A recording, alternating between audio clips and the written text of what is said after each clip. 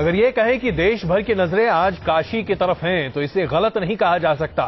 जिस तरीके से आज काशी में एक के बाद एक विवाद होता दिखाई दिया, नरेंद्र मोदी ने जिस तरीके से शक्ति प्रदर्शन वहां पर किया और नरेंद्र मोदी पर एक के बाद एक जो कटाक्ष होते हुए दिखाई दे रहे हैं, अपने आप में ये इंगित करते हैं कि काशी का महत्व खास करके किस तरीके से बढ़ता चला जा रहा है। वाराणसी में लोकसभा चुनाव को लेकर जो सरगर्मियां हैं, आइए आपको दिखाते हैं। ये दो तस्वीरें अभी आप अपनी स्क्रीन पर देख रहे हैं और इसके साथ साथ आप अंदाजा लगा सकते हैं कि नरेंद्र मोदी आज जिस तरीके से वहां पर रैली करने पहुंचे और उसके साथ साथ जैसे प्रदर्शन का वहां पर माहौल बनाया गया। चुनावी इस सभा को दो जगह करने की अनुमति चुनाव आयोग ने नहीं दी, इसकी वजह से भारतीय जनता पार्टी और इसके साथ साथ आप अंदाजा लगा सकते हैं कि नरेंद्र मोदी आज जिस तरीके से वहां पर रैली करने पहुंचे और उसके साथ साथ जैसे प्रदर्शन का वहां पर माहौल बनाया गया। चुनावी इस सभा को दो जगह करने की अनुमति चुनाव आयोग ने नहीं दी, इसकी वजह से भारतीय जनता पार्टी के वरिष्ठ नेताओं ने वहां पर प्रदर्शन किया। 2 घंटे का ये धरना प्रदर्शन था। उसके बाद नरेंद्र मोदी अपनी रैली करने के बाद रोहनिया से जब भारतीय जनता पार्टी के वाराणसी के मुख्यालय में पहुंचे तो पूरे रास्ते भर ऐसा लगा जैसे पूरे शहर में जलसा होता हुआ दिखाई दे रहा था। मोदी के ये स्वर अभी आप लगातार देख रहे हैं और सुन भी रहे होंगे और यही होता दिखाई दे रहा था काशी की सड़कों पर। आइए अब आपको दिखाते हैं एक छोटी सी रिपोर्ट, किस तरीके से नरेंद्र मोदी ने वाराणसी के लोगों को मोहित करने में शायद ही कोई कसर छोड़ी हो। देखिए छोटी सी रिपोर्ट। गुरुवार का दिन वाराणसी के राजनीतिक इतिहास में सबसे गहमा गहमी वाला दिन साबित हुआ। चुनाव आयोग से टकराव के बाद बीजेपी कार्यकर्ताओं ने पहले बीएचयू के लंका गेट पर चुनाव आयोग के खिलाफ प्रदर्शन किया। अच्छा, आपको लगता है कि चुनाव आयोग पर जो आरोप है वो ये है कि वो एक पक्षीय काम कर रहा है? आपको लगता है किस कर रहा है? डिस्ट्रिक्ट मजिस्ट्रेट और रिटर्निंग ऑफिसर एक तरफा कार्यवाही कर रहे हैं और चुनाव आयोग को इसमें दखल देना चाहिए। मुझे लगता है उसमें बहुत देरी हो रही है। बीजेपी का प्रदर्शन बनारस की गलियों से दिल्ली में चुनाव आयोग के दफ्तर तक पहुंच गया। दोपहर 2 बजे तक प्रदर्शन तो खत्म हो गया, लेकिन आयोग को लेकर मोदी के तेवरों में नरमी नहीं आई। सामान्य पार्लियामेंट के उम्मीदवार को जितना हक मिलना चाहिए उतना मोदी को मिलना चाहिए, नहीं मिलना चाहिए। मुझे मना कर दिया गया है, मुझे मना कर दिया गया। इतना ही नहीं भाई, इतना ही नहीं, उन्होंने मुझे मां गंगा के पास जाने से भी मना कर दिया, मां गंगा के गोद में जाने से मना कर दिया है। रोहनिया मैदान से मोदी ने आयोग पर सीधा हमला बोला। नीच राजनीति के मुद्दे पर कांग्रेस को बैकफुट पर ढकेलने के बाद मोदी ने चुनाव आयोग से टकराव के बाद लोगों की सहानुभूति हासिल करने में कोई कसर नहीं छोड़ी। अब मैं नहीं जानता हूं आप किसके दबाव में काम कर रहे हैं, मैं नहीं जानता हूं अचानक ये नौबत क्या खड़ी हुई कि आपने मोदी को रोक दिया है। भाई बहनों, क्या मोदी भाषण नहीं करेगा तो क्या दुनिया डूब जाएगी क्या?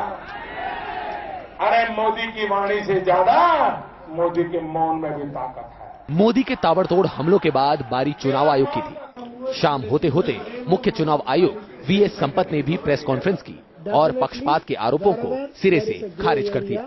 Commission is not afraid of anyone, any political party or any entity in discharging its duties.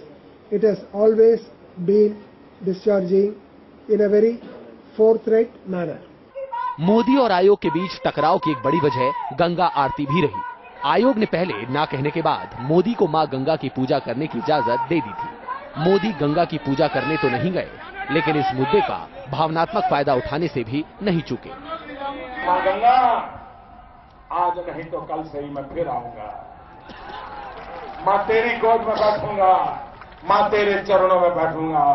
मां गंगा, तेरे आशीर्वाद लेकर के मैं यहाँ की जनता की सेवा करने का कोई मौका नहीं छोड़ूंगा। मां, मैं कोई मौका नहीं छोड़ूंगा। अगर मोदी जी गंगा के दर्शन करना चाहते हैं तो उनको कोई नहीं रोक सकता। अगर मोदी जी गंगा की आरती करना चाहते हैं, मां गंगा की पूजना चाहते हैं तो उनको कोई नहीं रोक सकता। लेकिन वो तो राजनीति करना चाहते हैं वहां पे जाके।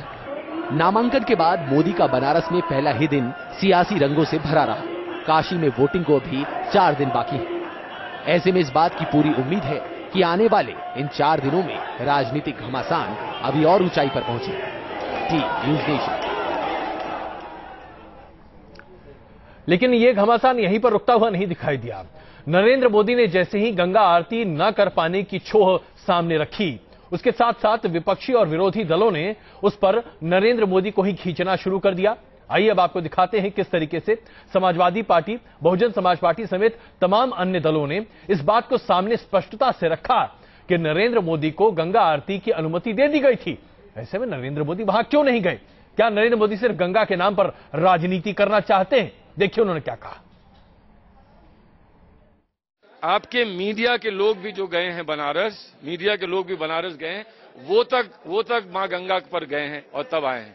सब लोग मां गंगा पर गए हैं।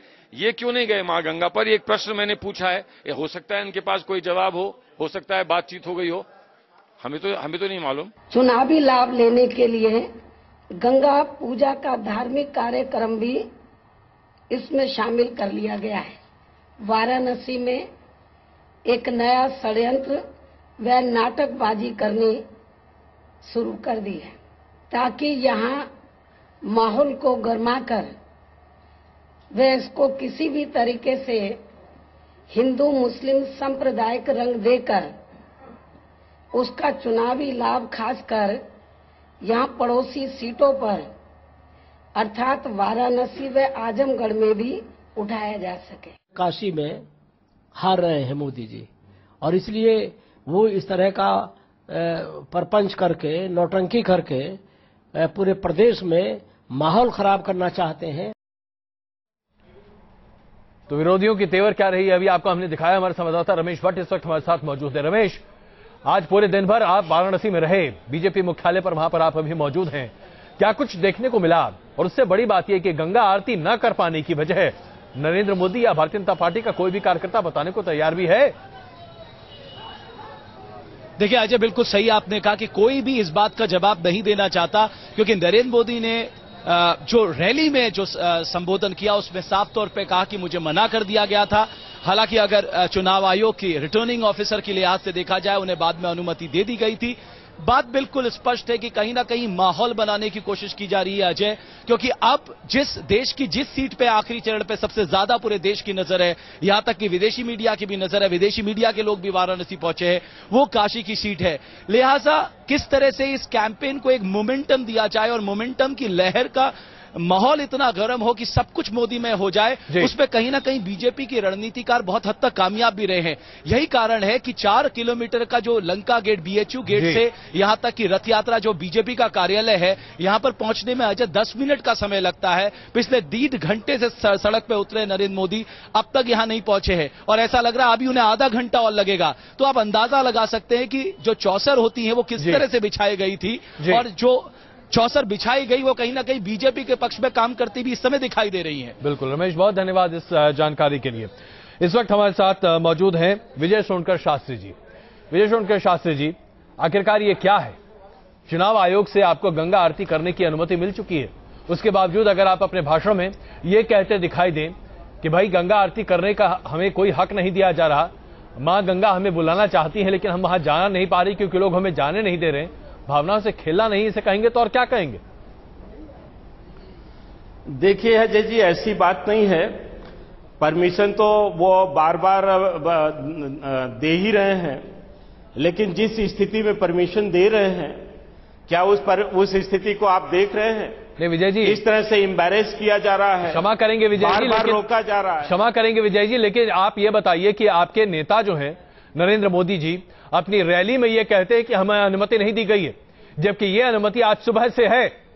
अगर किसी व्यक्ति को गंगा आरती दर्शन में जाना है तो क्या वो व्यक्ति नहीं जा सकता? क्या मोदी जी गंगा आरती करने नहीं जा सकते थे आज शाम में? अगर वो नहीं गए तो ये उनका चुनाव है ना? नहीं अजय जी, बहुत बढ़िया प्रश्न कर रहे हैं, इसका उत्तर भी मैं देना चाहूंगा जी। हम लोगों का जो आज जो रिफ्ट हुआ है, कल से जो चल रहा है, वो इसी वजह से हुआ कि चुनाव आयोग के निर्वाचन अधिकारी, खासतौर से निर्वाचन अधिकारी वाराणसी ने जिस प्रकार से भेदभावपूर्ण भारतीय जनता पार्टी के साथ कुकृत करना प्रारंभ किया, उसने पहले तो कहा कि परमिशन नहीं दी जा रही है, लेकिन बाद में उन्होंने कहा कि परमिशन इस रूप में दी जा रही है। और जिस तरह से उन लोगों ने अर्थ का अनर्थ बना दिया, और खासतौर से भारतीय जनता पार्टी को एम्बैरेस करने की कोशिश की। विजय जी, मैं यहाँ एक बात आपसे समझना चाहूंगा। देखिए, आप बड़े वरिष्ठ नेता हैं और वाराणसी को आपसे बेहतर बहुत कम लोग जानते होंगे। आप वाराणसी से लगातार जुड़े रहे हैं। जरा ये बताइए कि कोई भी व्यक्ति गंगा आरती में शामिल होना चाहे, क्या वो नहीं हो सकता? क्या मोदी जी, जिनके पास सुबह से ये अनुमति है कि वो शामिल हो सकते हैं, क्या वो नहीं हो सकते? क्या जरूरी है कि गंगा आरती को एक चुनावी मुद्दा बना दिया जाए? आप तो बना रहे हैं ना? नहीं, बिल्कुल ऐसी बात नहीं है अजय जी।